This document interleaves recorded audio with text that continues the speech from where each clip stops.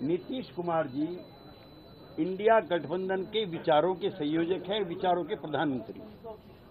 मैं बहुत कैटेगरिकली आपसे कहना चाहता हूं, नीतीश कुमार जी इंडिया गठबंधन के विचारों के संयोजक हैं, विचारों के प्रधानमंत्री।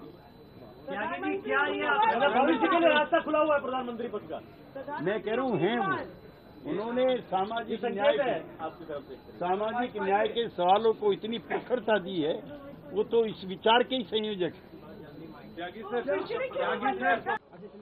मीडिया के मित्रों को ये बताते हुए हर्ष है कि सेकंड हाफ में जो राष्ट्रीय परिषद की बैठक आहूत थी, उसने सर्वसम्मति से राष्ट्रीय कार्यकारिणी के उस फैसले को अनुमोदित कर दिया है जिसमें ललन सिंह जी के द्वारा दिए गए इस्तीफे के बाद श्री नीतीश कुमार जी को सर्वसम्मति से नया अध्यक्ष चुन लिया गया है। चूंकि राष्ट्रीय कार्यकारिणी जो फैसले करती है उसका राष्ट्रीय परिषद से अनुमोदन कराना आवश्यक होता, मैंडेटरी होता, लीगली होता है। तो एक तो ये जानकारी है, विधिवत तरीके से नीतीश कुमार जी पार्टी के अध्यक्ष हो गए और पिछले 8 दिन से ये हमें प्रसन्नता भी है कि छोटी पार्टी बड़े होते हुए भी इतना स्पेस आप लोगों ने दिया हमें, नेगेटिव पॉजिटिव, उसके लिए आप लोगों का बहुत बहुत धन्यवाद। लेकिन न पार्टी टूटी है, न दोनों में झगड़ा है, न नीतीश कुमार जी अध्यक्ष बने हैं, हम एनडीए में जा रहे हैं। तो इसमें आपको जरूर निराशा हुई होगी कुछ मित्रों को, जो 4, 5, 6, 7 दिन से ये सब चर्चा कर रहे हैं। एक दूसरा, 4 राजनीतिक प्रस्ताव पास हुए हैं जिसमें पॉलिटिकल रेजोल्यूशन है, इसको सर्वसम्मति से पास किया गया है। दूसरा, जाति आधारित गणना, जातिगत गणना नहीं, जाति आधारित गणना, इसको राष्ट्रीय स्तर पर इंडिया एजेंडे में भी रहेगा ये, और इसको हम लोग बिहार से बाहर भी प्रचारित और प्रसारित करने का काम करेंगे। जनवरी में कि अगले महीने नए साल में नीतीश कुमार जी जन जागरण के लिए भी निकलेंगे, जिसमें झारखंड से इसकी शुरुआत की जाएगी। नंबर 3, संसद के शीतकालीन सत्र में जिस तरह से संसद की सुरक्षा के महत्वपूर्ण सवाल उठाते हुए सांसदों को निलंबित किया गया है, वो अफसोसजनक है, शर्मनाक है, और ऐसा भारतीय लोकतंत्र में इस तरह का कभी नहीं हुआ, इसकी भी निंदा की गई। 4, राष्ट्रीय कार्यकारिणी परिषद ने आगामी लोकसभा चुनाव 2024 में इंडिया गठबंधन के घटक दलों के साथ राज्यों में सीटों के तालमेल, उम्मीदवारों के चयन एवं अन्य सभी संगठनात्मक और नीतिगत मामलों में निर्णय के लिए सर्वसम्मति से पार्टी के नेता श्री नीतीश कुमार जी को अधिकृत कर दिया। ये जानकारियां आपके लिए। सवाल जी, त्यागी जी, 1 by 1। हाँ, त्यागी जी, लल्लन सिंह जो आपके पूर्व अध्यक्ष हैं, उन्होंने कल ये कहा था कि बीजेपी का एजेंडा है मुझे अध्यक्ष बनाने का। क्या आपको लगता है कि आज बीजेपी का एजेंडा जो है वो फुलफिल हो गया?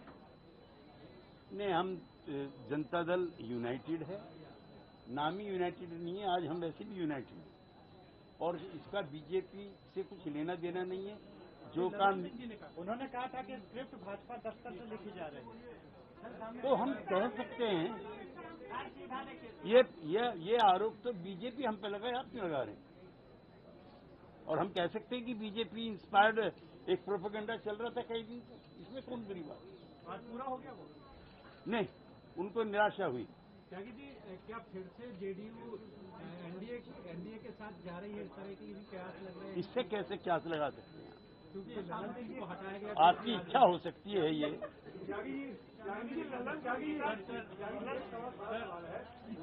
कार्यकाल अभी पूरा दूसरी बार पूरे 3 साल की बने थे, पूरा नहीं हुआ।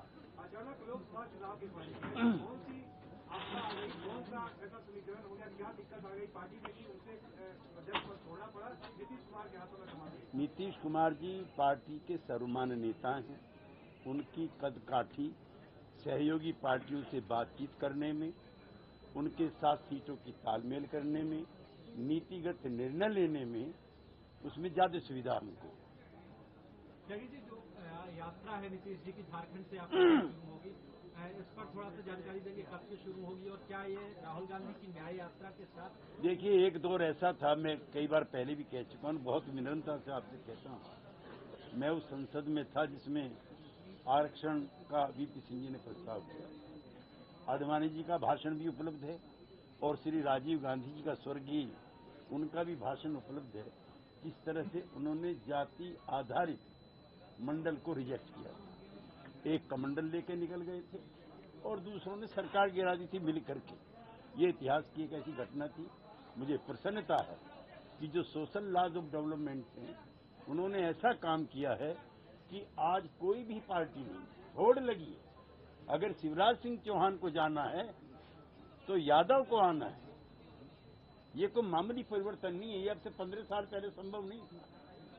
ये अटल जी की पार्टी में संभव नहीं था, ये इंदिरा जी की पार्टी में संभव नहीं था, लेकिन आज ये कांग्रेस पार्टी भी और बीजेपी दोनों की ऐतिहासिक मजबूरी है कि जो सोशलिस्टों ने एजेंडा तय किया था, जो वीपी सिंह ने तय किया था, कर्पूरी ठाकुर ने तय किया था, सारी पार्टियां उस पर चलने के लिए मजबूर है। 3 कैबिनेट मिनिस्टर हैं मोदी जी के, जो उनकी मर्जी से मर्जी के खिलाफ जाकर के कहते हैं, मिस्टर अताउल्ले, मिसेस पटेल, अनुप्रिया और पारस, पशुपतिनाथ पारस, तीनों मंत्री कह रहे हैं कि जातिगत जनगणना कराइए। एक पार्टी नहीं है सहयोगी पार्टी, एक भी दिल्ली से लेकर के कलकत्ता तक जो नहीं कह रही है, तो ये हमारे विचारों की सबसे बड़ी जीत है। और इंडिया गठबंधन का जो एजेंडा है, इंडिया गठबंधन के जो मुद्दे होंगे, उसमें सबसे प्रमुख मुद्दा जातिगत जनगणना हम कराएंगे अगर हम सत्ता में आते हैं तो।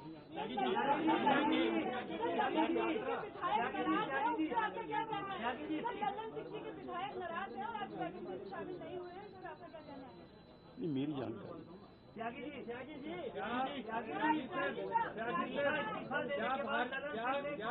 इस्तीफा देने के बाद ललन सिंह ने कोई अपना कोई वक्तव्य रखा? हाँ, वक्तव्य दिया है उन्होंने कहा है कि जो प्रचार और प्रसार पिछले 1 सप्ताह से किया जा रहा था, मुझको भी उसमें घसीटा गया। उन्होंने खुद ये कहा है। और जनता दल यूनाइटेड का एक वर्कर इंडिया गठबंधन को मजबूत करने के लिए और भारतीय जनता पार्टी से लड़ने के लिए तैयार है। कौन सा नाम बताइए 2 लोगों का?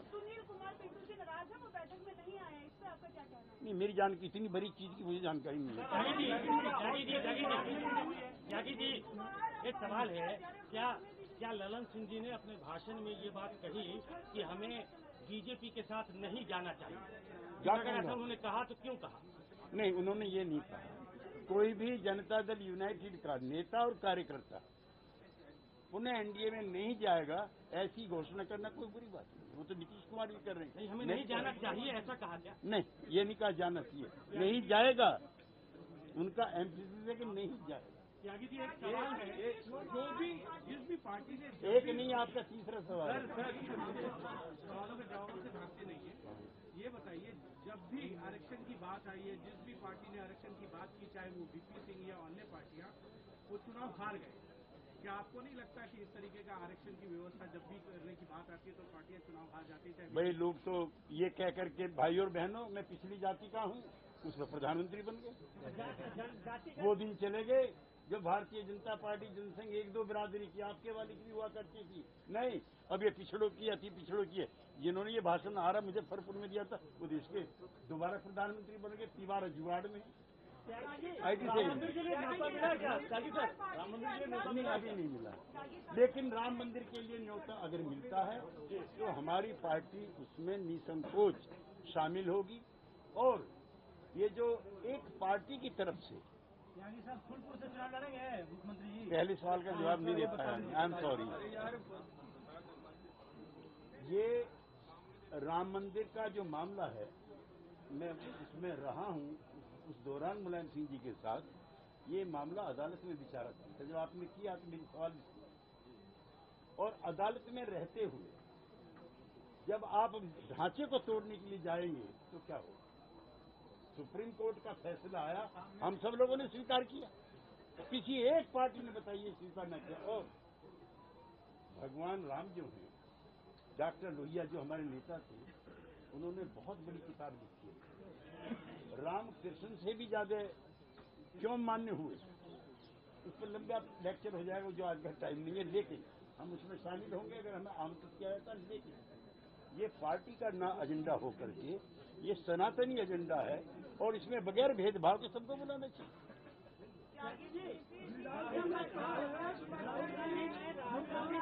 जनगणना भजन किया बहुत और सारे राज्यों में चुनाव हार गए। जातिगत जनगणना को लेकर के जो जनता दल पूरे देश में चुनाव लड़ने के लिए जाएगी, वो दिन चले गए, वो दिन चले गए जब रिजर्वेशन और जातिगत जनगणना अछूत विषय था। अब सब इसी पे नाच रहे हैं। कोई पॉलिटिकल पार्टी नहीं, मैं पहली कहा